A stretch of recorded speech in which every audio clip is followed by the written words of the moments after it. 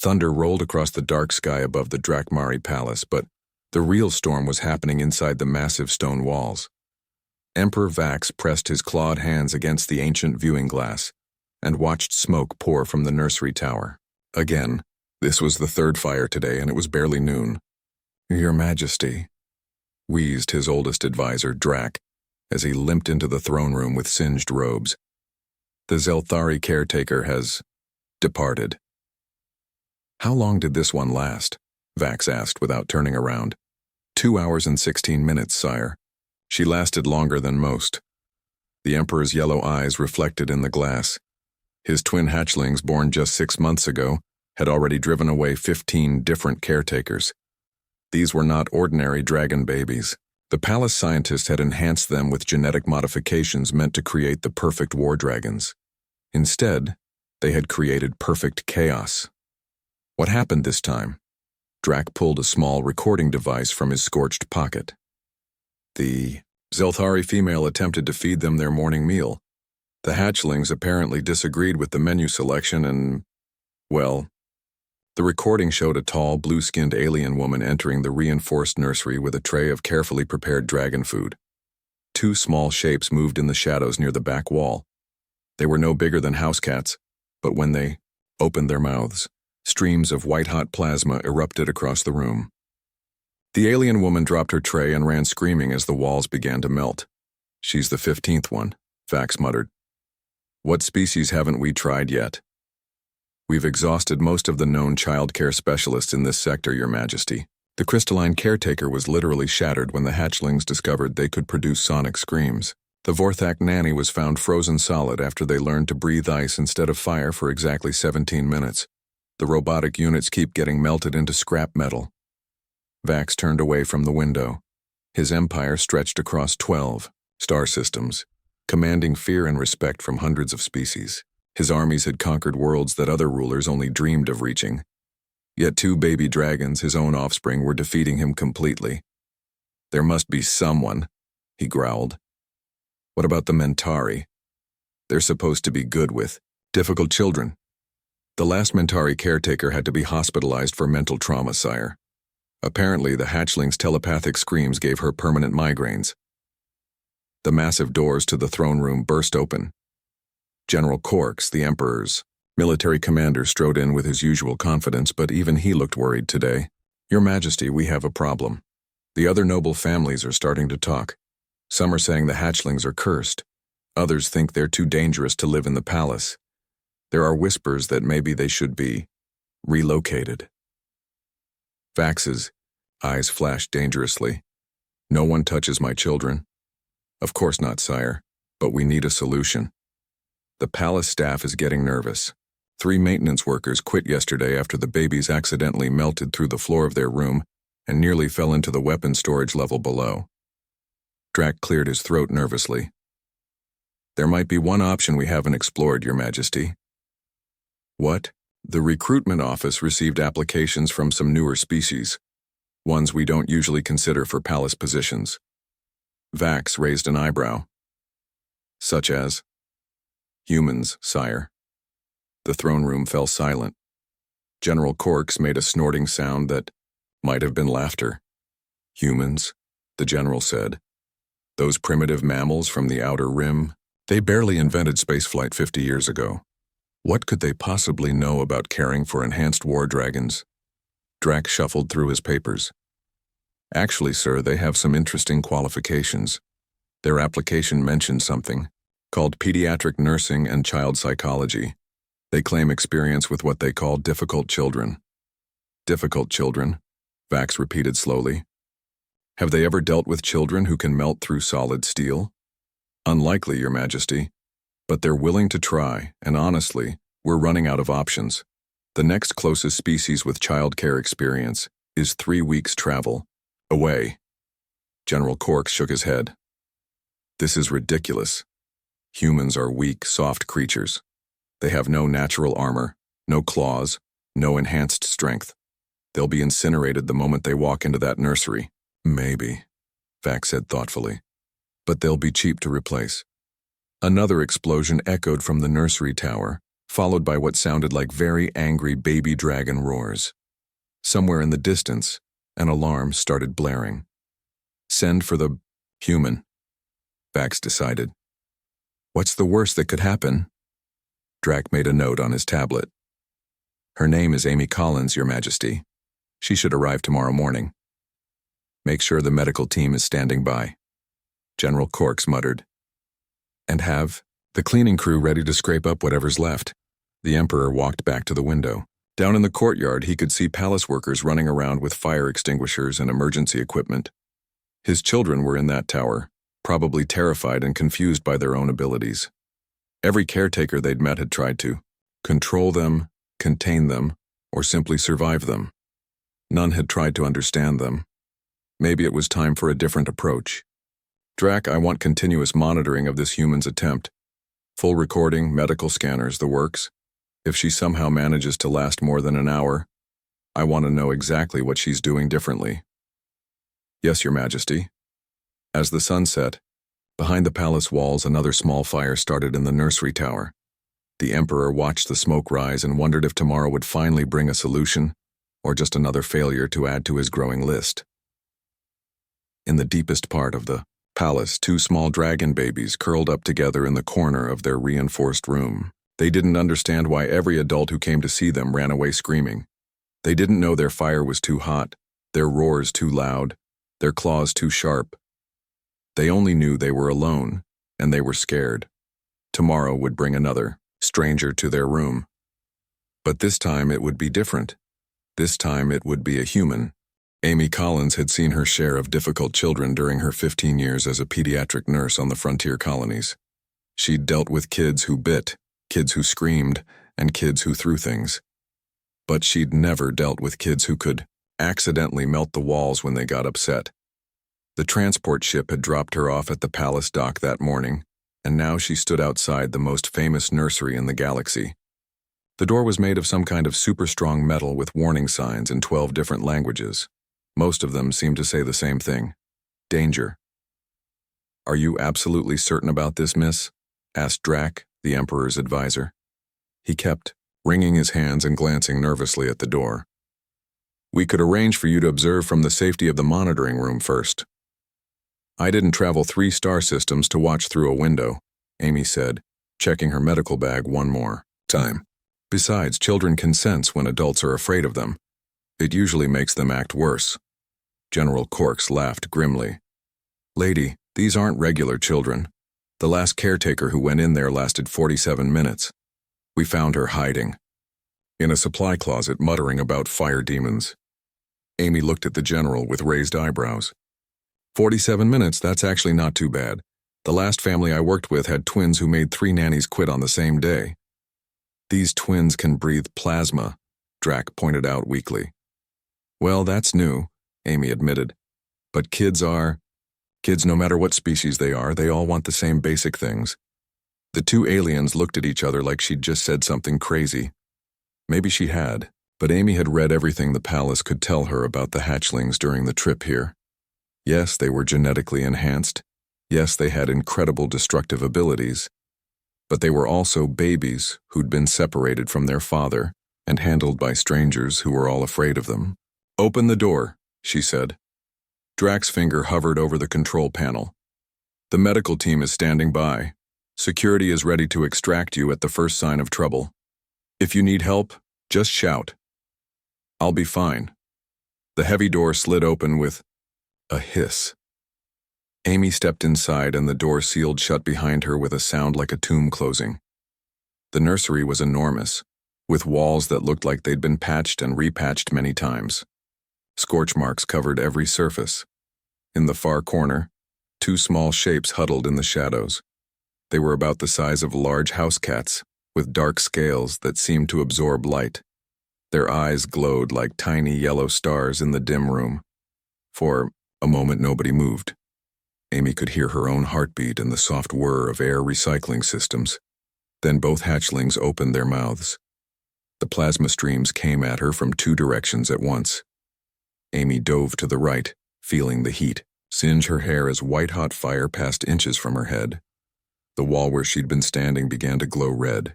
Okay, she said out loud, staying crouched behind an overturned table.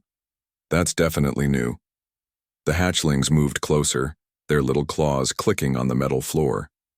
One of them, slightly smaller than the other, made a sound like a tiny engine revving up. Amy recognized the warning sign just in time to roll away before another burst of plasma melted the table she'd been hiding behind. But as she watched them, something clicked in her mind.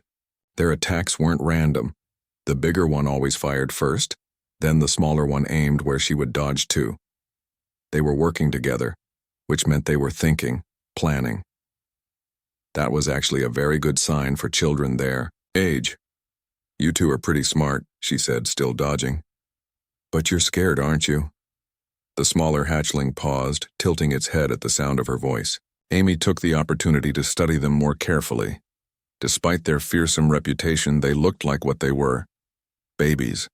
Their scales were still soft, their movements unsteady. When the bigger one breathed fire, she noticed he stumbled, backward from the force.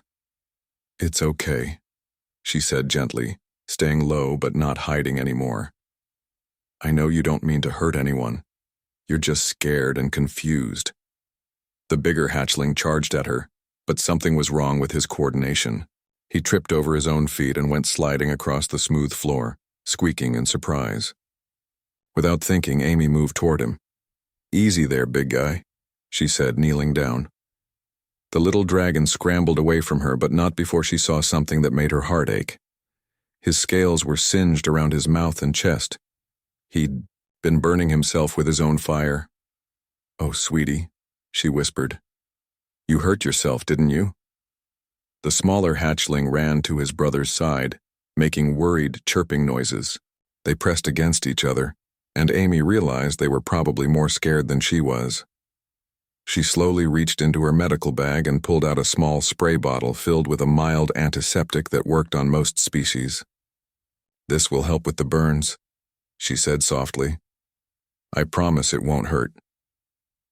Both hatchlings tensed when she moved closer, but they didn't attack. Amy gently sprayed the medicine on the bigger one's burns. He flinched at first, then seemed surprised that it felt better instead of worse. There you go, she said. Much better, right? For the first time since she'd entered the room, both hatchlings were calm. They looked at her with curious eyes instead of frightened ones. Amy sat down on the floor, making herself smaller and less threatening. I bet nobody's told you two how special you are, have they? All they see is the fire and the power. But I can see you're both very smart and very brave. The smaller hatchling took a tentative step toward her. Amy held out her hand, palm up, the way she would with any nervous child. My name is Amy, she said. I'm here to take care of you. Would you like that? Outside the nursery, General Corks was staring at the security monitors in disbelief. She's just sitting there, talking to them, and they're listening. Emperor Vax had arrived to watch the humans' inevitable failure, but instead he found himself leaning forward, fascinated. His children weren't attacking, they weren't destroying anything. They were sitting quietly, listening to this strange, soft creature who had no claws, no armor, and no fear. How long has she been in there? He asked. Drac checked his timer. 53 minutes, Your Majesty. She just broke the record. Inside the nursery, Amy was having her first real conversation with the hatchlings. They couldn't talk yet, but they were surprisingly good at charades. The bigger one, whom she'd mentally named Spark, was trying to show her something by pointing at the wall with his tiny claw. What is it, Spark? What are you trying to tell me? Spark walked over to a section of the wall that looked newer than the rest, where the metal had been patched. He touched it gently, then looked back at her with what she could swear was embarrassment. You accidentally melted this, didn't you? She asked. And everyone got upset? Both hatchlings made sad little noises. It's okay, Amy said firmly. Accidents happen. You're still learning how to control your abilities. That's perfectly normal. The smaller one, whom she'd decided to call Flame, crawled closer and gently touched her hand with one small claw. His scales were warm but not burning hot. Amy smiled. See?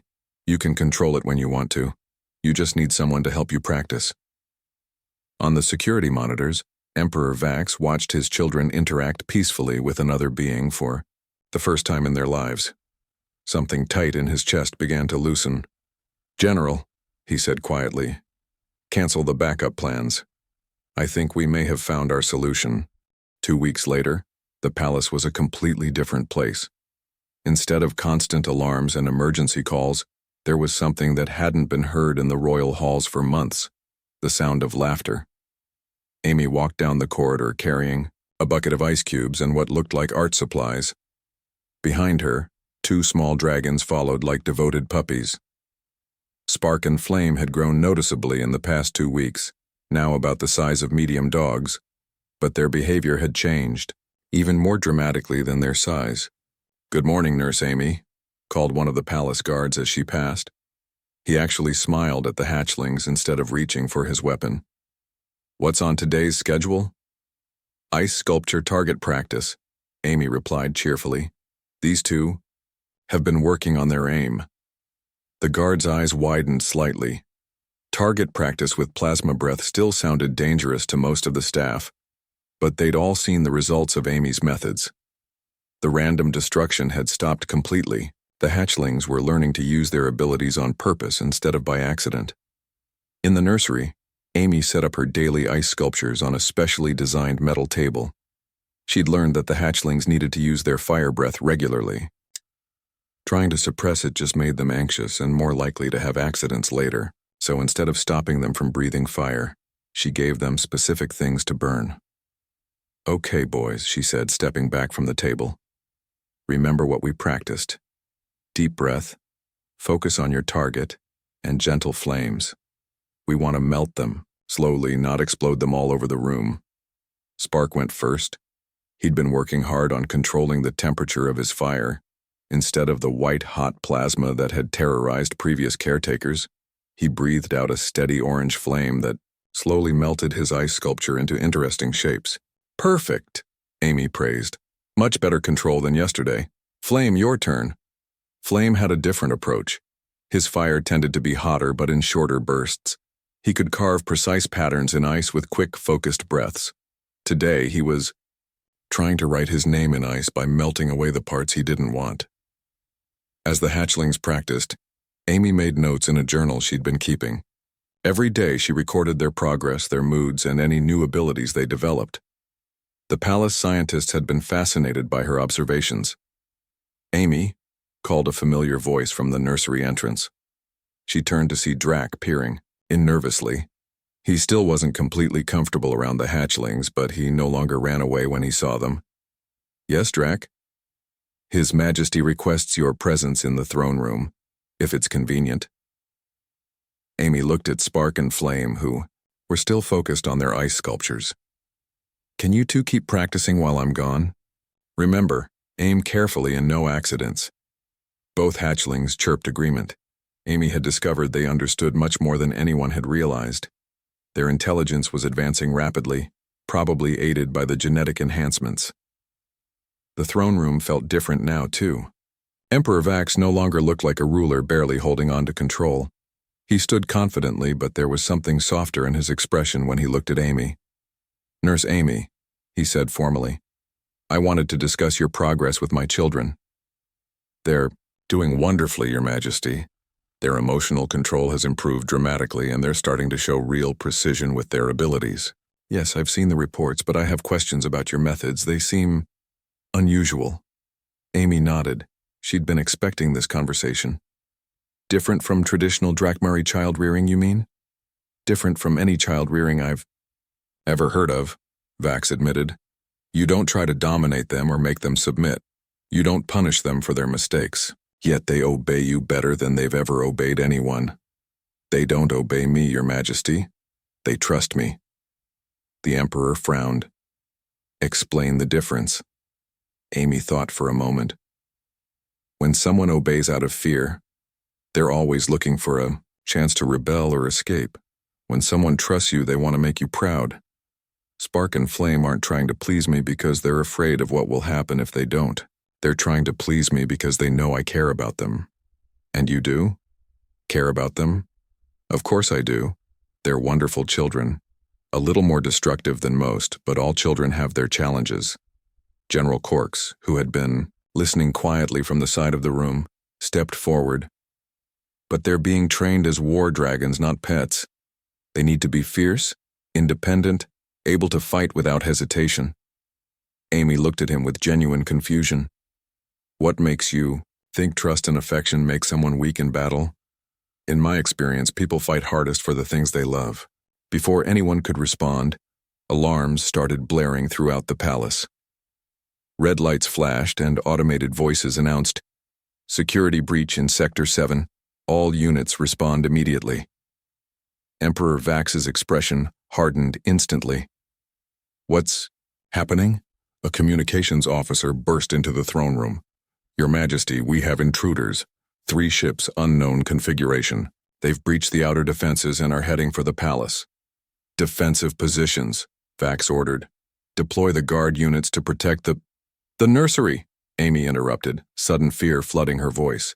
"Spark and Flame are alone in there." She was already running before anyone could stop her. Behind her, she heard the Emperor shouting orders and heavy footsteps following, but all she could think about was getting back to the hatchlings.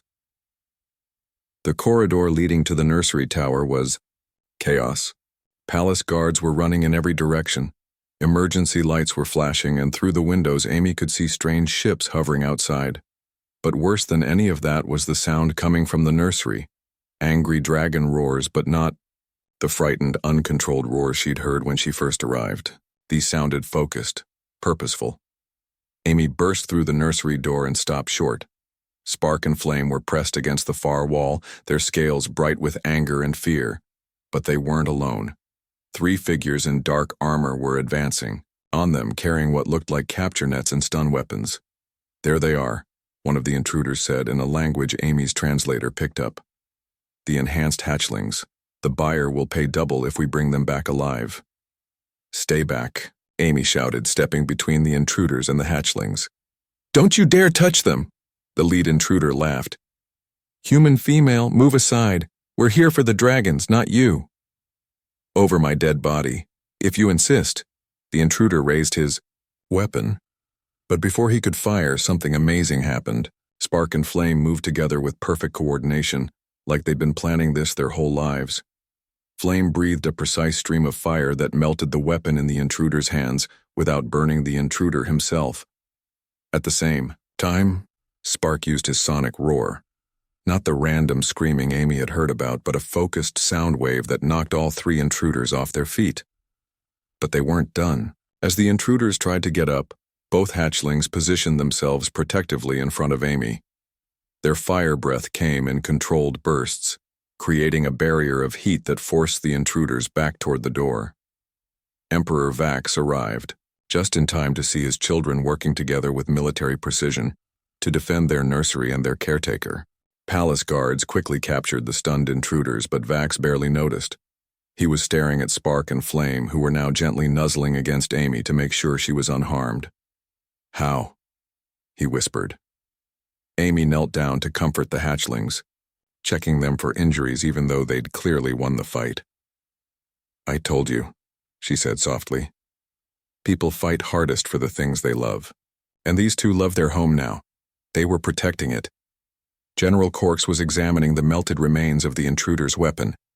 "This level of precision, this coordination. Our adult war dragons aren't this good." "Because your adult dragons were trained through fear and dominance," Amy said, still holding Spark and Flame. "These 2 were raised with trust and affection. They're not just following orders. They're thinking, adapting, making their own decisions about how to protect what matters to them." Emperor Vax looked at his children, who had just demonstrated abilities beyond anything his military had thought possible, and realized that the small human kneeling on his nursery floor had accomplished something unprecedented. She hadn't just tamed the untamable hatchlings. She had turned them into something better than weapons. She had helped them become heroes. 3 months after the failed kidnapping attempt, news of the Emperor's remarkable baby dragons had spread across the galaxy. What nobody expected was that Emperor Vax himself would be found crawling around on the nursery floor pretending to be a maintenance worker so he could observe Amy's methods without interfering. The disguise wasn't very convincing. Few maintenance workers wore cloaks made of royal silk or had bodyguards stationed outside the door. But Amy pretended not to notice as the Emperor watched her morning routine with Spark and Flame, who were now the size of large ponies and developing distinct personalities. "All right, boys," Amy said, setting up their breakfast. "Remember what we practiced about table manners? Flame, that means no melting your food bowl just because you're excited." Flame, who had always been the more impulsive of the twins, made what sounded like a dragon giggle and carefully breathed cool air on his food instead of hot air. It was a trick Amy had taught him after realizing that dragons could control the temperature of their breath, just like humans could whistle different notes. Emperor Vax watched in fascination as his children ate politely, taking turns and even sharing their favorite pieces with each other. When he had been their age, mealtimes were competitive battles where the strongest ate first and most. But Spark and Flame seemed to genuinely enjoy each other's company. "Your Majesty," Amy said without looking up from preparing their vitamins, "you can drop the maintenance worker disguise. Spark figured out who you were on the first day." Vax straightened up, his cover blown. "How did you know?" "You smell like the expensive soap they use in the royal quarters. Also, real maintenance workers don't flinch every time the babies breathe fire." Spark padded over to his father and made a happy rumbling sound. In the past few months, he'd grown more confident and outgoing. He gently butted his head against Vax's leg in the dragon equivalent of a hug. For a moment, the Emperor of 12 star systems didn't know what to do. Physical affection wasn't common in Drakmari culture, especially not between fathers and sons. But something about the trusting way Spark looked up at him made his decision easy. He knelt down and awkwardly patted the young dragon's head. "He's grown so much," Vax said quietly. "In more ways than just size," Amy agreed. "Both of them have. They're developing empathy, problem-solving skills, and emotional intelligence way ahead of schedule. The genetic enhancements didn't just make them physically stronger, they made them mentally more capable too." Flame joined his brother and father, and soon both hatchlings were competing for attention. Vax found himself laughing as they play-fought, around his feet, their movements perfectly controlled so they wouldn't accidentally hurt him. "I came here to understand what you were doing differently," he admitted. "My advisors keep asking how you achieved results that our best dragon trainers couldn't manage." Amy sat down on the floor with them, which was apparently the signal for both dragons to curl up next to her like giant scaly cats. "I didn't do anything special. I just treated them like the intelligent children they are, instead of like weapons in training. But they are weapons, or they will be. The genetic modifications were designed to create the perfect war dragons. Maybe," Amy said thoughtfully. "But perfect for what kind of war?" Before Vax could ask what she meant, an urgent chiming sound came from his communication device. He activated it, and General Corks's face appeared in the holographic display. "Your Majesty, we have a situation. The Nexari fleet has been spotted near our outer planets. Intelligence suggests they're planning to test our defenses." Vax stood up immediately. The Nexari were old enemies, a warlike species that had been probing the Empire's borders for years. How many ships? 12 battlecruisers and support vessels. They're demanding tribute payments or they'll attack the mining colonies. Amy watched the Emperor's expression grow cold and dangerous. This was the side of him that had conquered star systems and built an empire through strength and fear. "Prepare the fleet," Vax ordered. "I'll be there in 30 minutes. "Actually, sir, there's something else. The Nexari commander specifically mentioned the enhanced hatchlings in his demands. Word has gotten out about their abilities. He wants them as part of the tribute." Spark and Flame both made angry hissing sounds. Even at their young age, they understood enough to know someone was threatening their family. "Never," Vax said flatly and cut the communication. Amy was studying both hatchlings carefully. "They want to help," she said. "What?" "Look at them. They know there's danger and they want to protect their home. Just like during the kidnapping attempt." Indeed, both dragons were alert and focused, their scales starting to glow with suppressed energy. They weren't afraid. They were ready to fight. "Absolutely not," Vax said firmly. They're still children. I won't risk them in battle. What if they didn't have to be in the battle directly? Amy asked thoughtfully. What if they could help from here? An hour later, the strangest military briefing in galactic history was taking place in the palace nursery. Admiral Rex, General Corks, and the Empire's top strategic commanders were all sitting on the floor, while Amy explained her idea. The Nexari expect traditional battle tactics, she said, using blocks and toys to demonstrate. They know how our adult war dragons fight: direct assault, overwhelming force, individual combat. But Spark and Flame fight differently. She moved the toys around to show coordination and strategy. They work together, they think ahead, and they can adapt their abilities in real time. Plus, they have something our adult dragons don't have. Which is?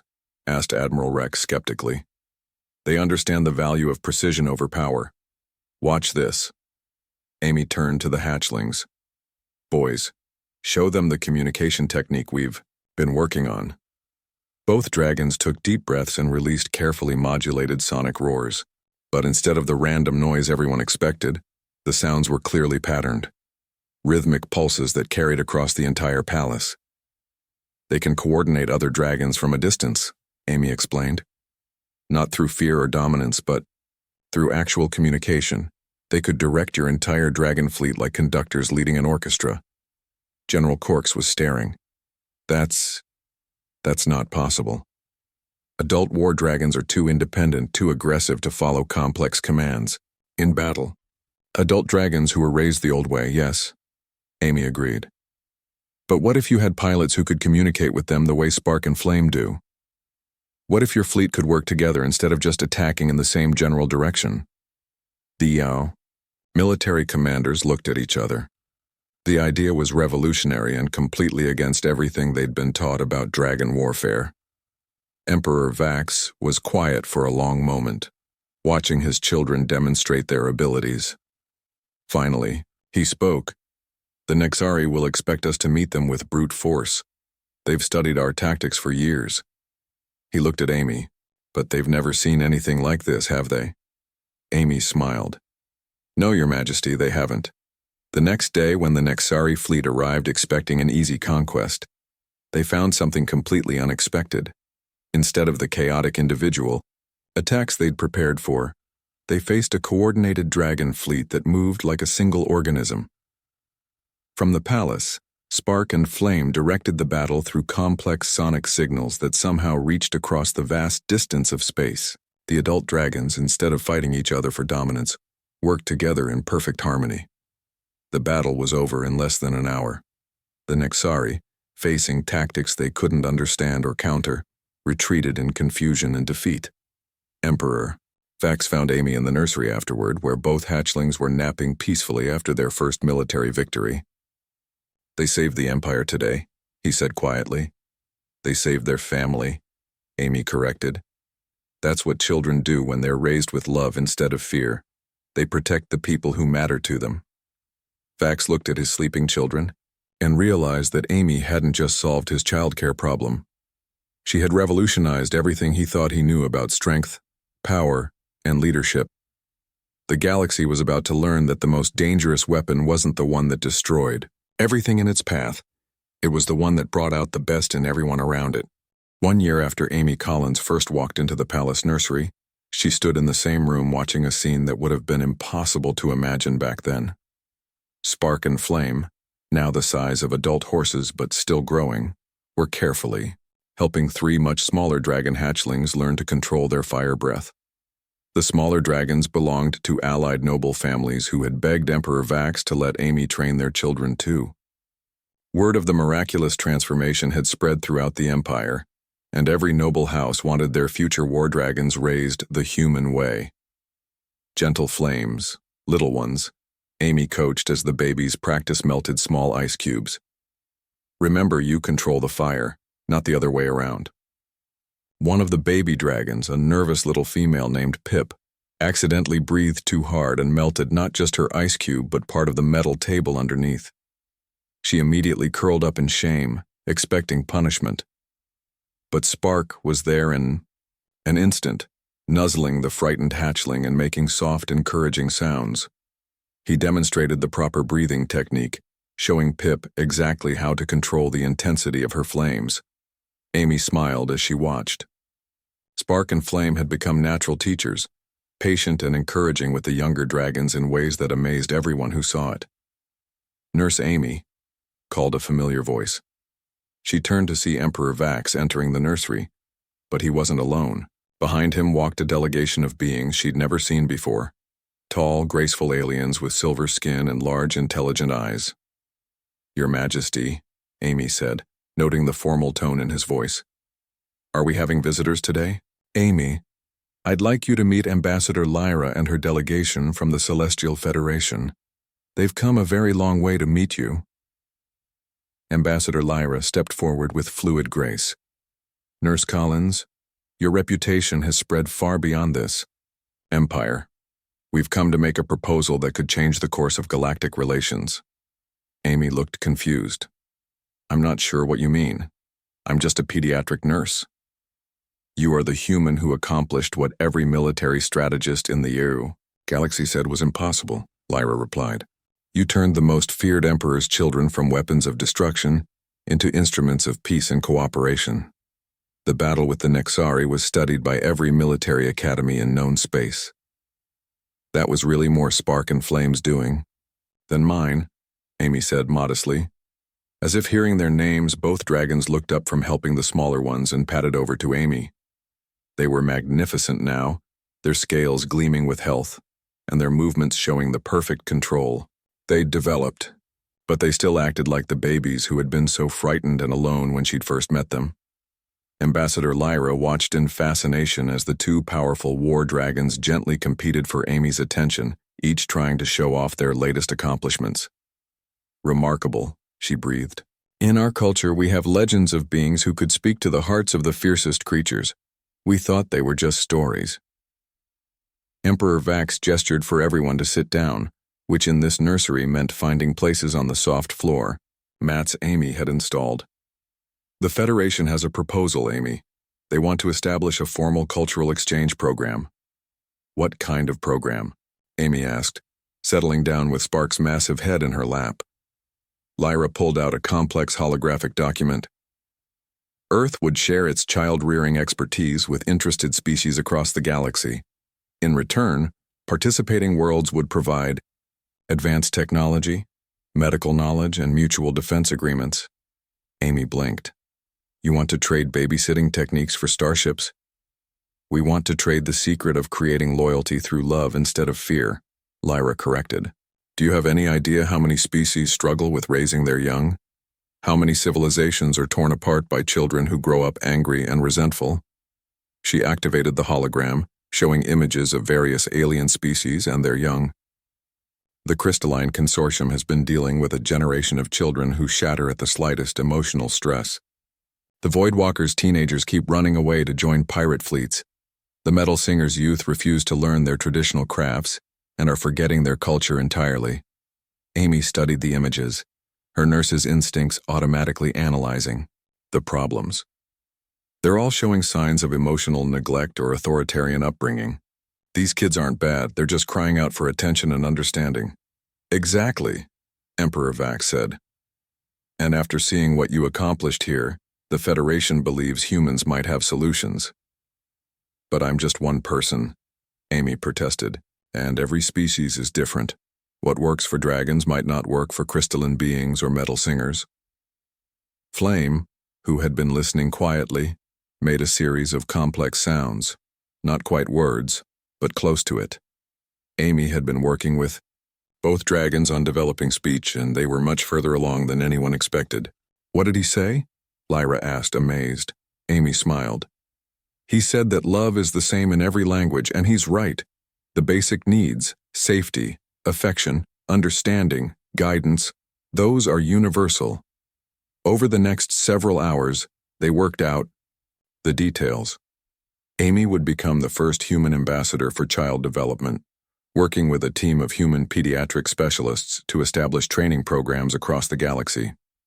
Earth would gain access to advanced medical technology that could eliminate most childhood diseases.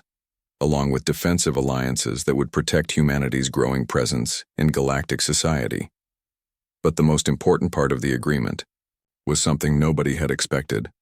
Spark and Flame would serve as demonstration models, traveling to other worlds to show what was possible when children were raised with patience and love instead of fear and force. Are you sure they're ready for that responsibility? Amy asked, looking at her two charges who were now playing a complex strategy game with the younger dragons. Amy, Emperor Vax said quietly, look at them. Really look at them. She did. Spark was patiently explaining the game rules to a confused hatchling, demonstrating each move slowly until the little one understood. Flame was sharing his favorite, treats with a dragon who had been too shy to ask for them. Both of them moved with confidence and grace, but also with genuine kindness toward everyone around them. They're not just war dragons anymore, are they? She realized. They never were just war dragons, Vax replied. They were always meant to be leaders. You just helped them become the right kind of leaders. 6 months later, Amy stood on the observation deck of the Galactic Federation's flagship, watching through the viewports as they approached another world. This was their 15th planet in the cultural exchange program, and the results had been extraordinary. Behind her, Spark and Flame were having an animated conversation with a group of young aliens from their previous stop. The dragons had learned to speak several galactic languages and had become celebrities in their own right, not for their power, but for their wisdom and kindness. Nervous about the new assignment? Asked Dr. Lisa from the Earth delegation. She was one of 5 human specialists who had joined the program. A little, Amy admitted. The thermal worms are supposed to be very different from anything we've worked with before. Different how? Amy checked her notes. They reproduce by budding, they live in lava flows, and their children are born knowing everything their parents knew. Apparently that's causing problems because the young ones are rebelling against having predetermined lives. Dr. Lisa whistled. Low. That is different. How do you show independence to kids who are born with their parents' memories? I'm not sure yet, Amy said. But I have a feeling Spark and Flame will figure it out. They always do. As if summoned by her words, both dragons appeared at her sides. They were fully grown now, magnificent creatures who could have conquered worlds if they wanted to. Instead, they spent their time helping scared children learn to believe in themselves. Ready for another adventure? Amy asked them. Spark rumbled happily and nuzzled her shoulder. Flame made a sound that clearly meant always in the dragon language they'd developed together. Through the viewport, Amy could see the volcanic world growing larger as they approached. Somewhere down there were children who needed help, families, torn apart by misunderstanding and problems that seemed impossible to solve. But Amy had learned something important over the past year and a half. There was no such thing as an impossible child, only children who hadn't found the right adult to understand them yet. And she had the best helpers in the galaxy. As their ship entered the planet's atmosphere, beginning another chapter in the growing alliance between species, Amy Collins smiled and got ready to prove once again that sometimes the most powerful force in the universe wasn't a weapon or a technology. Sometimes it was just someone who cared enough to listen. The galaxy was learning, one child at a time, that love really could conquer all.